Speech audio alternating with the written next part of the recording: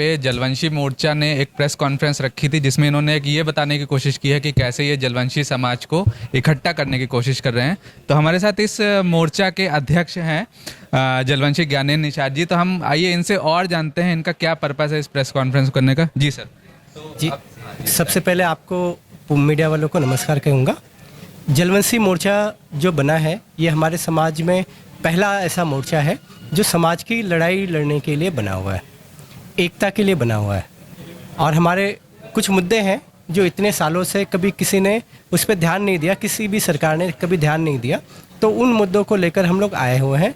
जैसे कि हमारा आरक्षण का मुद्दा है, जो हमें सरकारें आती हैं जाती हैं, लॉलीपॉप देती रहती हैं, लेकिन हमें आरक्षण नहीं मिलता। सर, आपके इस मोर्चे में कितने लोग हैं, कितनी पॉलिटिकल पार्टीज़ हैं, कितने संगठन हैं, थोड़ा सा इस बारे में बताएं। जी देखिए, इस मोर्चे में 5 अभी फ़िलहाल तो 5 रजिस्टर्ड पार्टियां हैं और 12 संगठन हैं और इसमें 4-5 समिति भी है।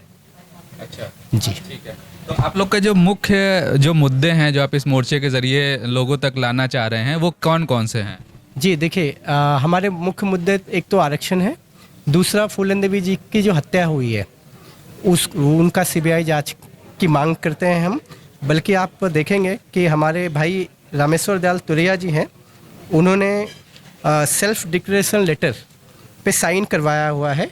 कम से कम 50,000 ये वो कॉपी है जो सेल्फ डिक्लेरेशन लेटर समाज का हर व्यक्ति इस पे साइन करके दे रहा है। और आने वाले दिनों में ये हम लोग 10 लाख ऐसी कॉपी साइन करा के सुप्रीम कोर्ट में याचिका दायर करेंगे इस फूलन देवी जी के केस को। क्योंकि हमारा ये कहना है कि हमारी जब बहन फूलन देवी जी की हत्या हुई है, फूलन देवी जी की हत्या नहीं हुई है, हमारे पूरे जलवंशी समाज की हत्या हुई है। अगर पर हूँ यहाँ पे उमेश सिंह कश्यप जी का भी नाम लिखा है, वो भी आपके साथ? बिल्कुल है। वो हमारे समाज के हमारे बड़े भाई हैं और वो सब अच्छी तरह से, क्योंकि उन्हें पता है कि ये चीज़ हमारे समाज के लिए ज़रूरी है, इसके लिए वो भी है। अच्छा। और वो तन मन धन के साथ हैं, अच्छी तरह से हैं। अच्छा, एक और डॉक्टर संजय निषाद जी हैं, वो भी आपकी कम्युनिटी से आते हैं, तो आप उनके साथ क्यों नहीं है, वो आपके साथ क्यों नहीं है इस वक्त? देखिए क्या होता है, एक दिन है एक रात है, ठीक है। दिन जो है वो हमें, रात वो है। अच्छा। क्योंकि वो बंदा छूट पे दूसरा मोदी है। अच्छा। दूसरा मोदी है, फेंकू आदमी है। अच्छा। हाँ, जुमलेबाज है। समाज को इस तरह से लूटा है कि समाज को उस बंदे ने, संजय निषाद ने, वहाँ लाकर रख दिया है कि जहाँ हमारा समाज बद से बदतर हो चुका है। अच्छा। ये उसी की देन है। नहीं तो हम लोगों ने उनके साथ एक एक्सक्लूसिव इंटरव्यू किया था, वो भी यही कह रहे हैं कि हम भी आरक्षण की मांग करते हैं, हमारा समाज भी पिछड़ा हुआ है। तो उनके और आपके में क्या फ़र्क हुआ? देखिए, वो जो आरक्षण मांग रहे हैं उनको आरक्षण मिल चुका है, उनका बेटा सांसद बन गया। वो तो खुद कहता है कि भाई मुझे आरक्षण की ज़रूरत है क्या, जिसको ज़रूरत है वो आएगा मेरे साथ, लड़ेगा, मैं लड़ूंगा, ठीक है। आरक्षण के नाम पे उसने अपने बेटे को सांसद बना लिया। कल के दिन वो कुछ भी नहीं था। मैं अपने समाज की बुराई नहीं करूँगा। आज आप देखिए वो कहाँ पे है, समाज को लूटकर, और समाज को इस लेवल पे ला दिया है कि समाज को अब उठने में अगले 70 साल लगेंगे। तो 2022 को लेकर आप लोग की क्या तैयारियां हैं? मुझे लगता है चूंकि नज़दीक हैं इलेक्शंस, तो आप लोग क्या करेंगे, किसके साथ कोalition में जाएंगे या किसके विरोध में रहेंगे? देखिए, हमारा कोई विरोध नहीं है, किसी के साथ विरोध नहीं है। जो हमारी मांगे पूरी करेगा उसके साथ हैं, और नहीं तो नहीं है, लेकिन हम 403 सीटों पे मजबूती से लड़ने वाले हैं। अच्छा, तो आपने सीटों की बात की 403, तो मैं ये जानना चाहूँगा जो आपकी जो भी लोग मोर्चा में आपके साथ हैं, जो पार्टियां हैं, तो उनका क्षेत्रीय दायरा कहाँ का है, कहाँ की वो पार्टियां हैं? सब पूरे उत्तर प्रदेश में, पूरे पश्चिमांचल के हैं, पश्चिमांचल के हमारे शेर बैठे हुए हैं, ठीक है ना, फिर पूर्वांचल के लोग हैं, ऐसे हैं। अच्छा, ठीक है।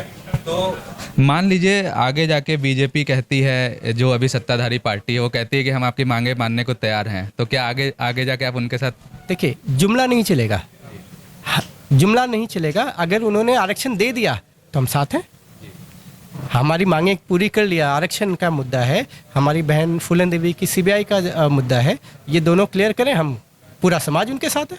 आपसे पूछना चाहूँगा, जैसे फूलन देवी जी जो थी, जो समाजवादी पार्टी से उन्होंने लड़ा, ठीक है, उसके पहले जो हमारे प्रदेश में दो जो पार्टियां हैं जो बात करती हैं कि हम पिछड़ों के लिए या दलितों के लिए काम करते हैं, तो बहुजन समाज पार्टी और समाजवादी पार्टी, इन दोनों में से किसी ने आपने बात किया, उनमें से किसी ने आपसे बात करने की कोशिश की?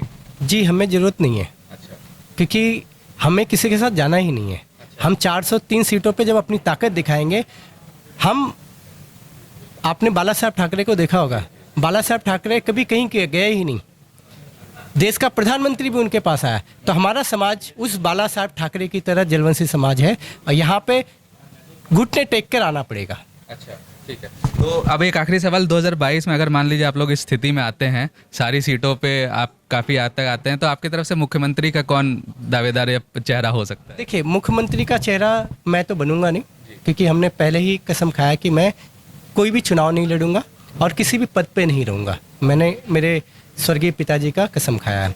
बाकी जब जब मौका आएगा, अगर आपके मुंह में घी शक्कर कि हमारे समाज का कोई मुख्यमंत्री बन जाए और वो भी हमारे बीच में से, तो बहुत अच्छी बात है। तो हमारे जो मोर्चे के लोग हैं, मोर्चे में जो शामिल हैं, उनमें बैठ करके हम लोग डिसाइड कर लेंगे।